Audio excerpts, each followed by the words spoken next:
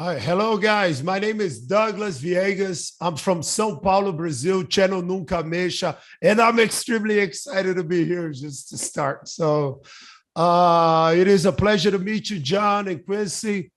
And John, first of all, I would just like to ask you a question. If you were able, whenever you were playing in Jerry Buss, to see where did he get the vision that the Lakers would become, and like, did he had any help, or was that all his own?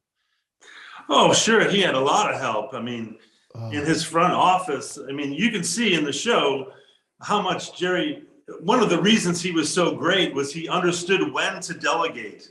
He understood when to trust people, even if he didn't know them. He understood what empowering people did. You know, when you take on a player like Magic and you offer him $25 million a year for 25 years or something crazy like that, you're creating reality. You know, you're not saying like, I know something. You're saying, I believe something. I believe this will happen. And he had a ton of help. You know, Claire Rothman was running the whole forum enterprise for him. The players themselves are the ones doing the work. The coaches are the ones who are designing the plays.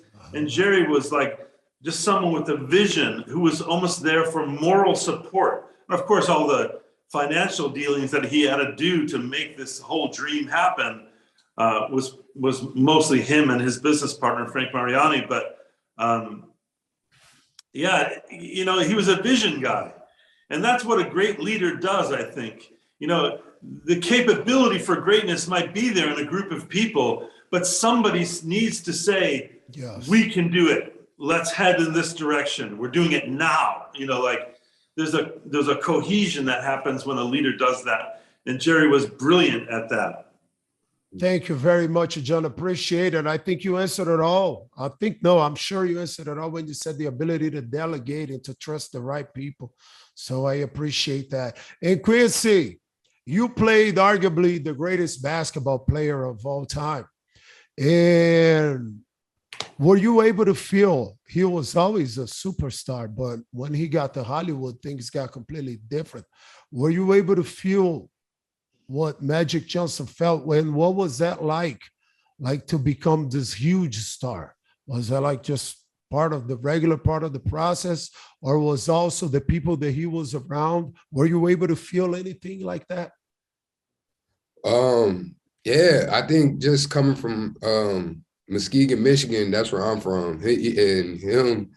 Magic, he's from Lansing, Michigan, and moving to Los Angeles. I mean, obviously he moved here in '79. I moved here in 2017. So the time period is different, but I think the culture that we were moving from and into is pretty much the same. So I think being able to move from Michigan into LA and then booking this role, there are some similarities into like just the shock of like now, you know, being thrust into the spotlight. You know, once they announced that I booked this role, it was a lot of attention that came with that. And, you know, I was able to I felt like I was able to kind of experience what Magic probably felt when he moved from Michigan to LA and played in the national championship game and had all these new eyeballs that were on him that wasn't there prior to, and just dealing with that and figuring out this new version of himself and myself. And I just, you know, the insecurities that come with that, but also the pride and the support and the love, you know, that comes with it. And it felt good. Yeah. It's awesome. And I just want God to bless you and that you have an outstanding career just like Magic Johnson did, Chris. Thank you. Very nice. And John, just one last question. And that's for you to Quincy also is, how do you think the series is going to attract more basketball fans because that's our job here in Brazil, to promote the game, for people to see that basketball, it's really beautiful. Do you guys think we accomplished that with the Lakers series? Yeah, I think so.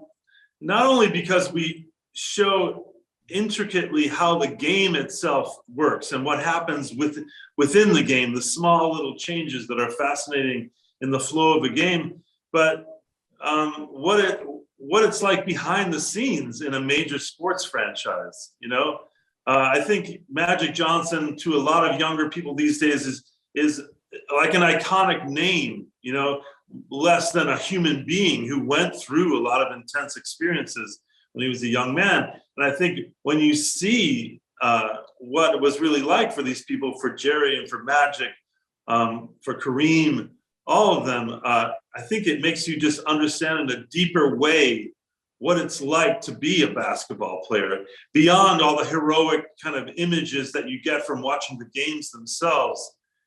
Getting to see what the human beings are like and what does it feel like to be in that position, I think is going to make people more interested in basketball.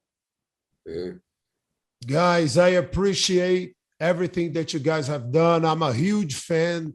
You know, God bless you guys. I wish you nothing but the very best. And it's been an honor to be just here in the chat room with you guys. I appreciate it. Thank you. Thank you. I appreciate it. Appreciate you.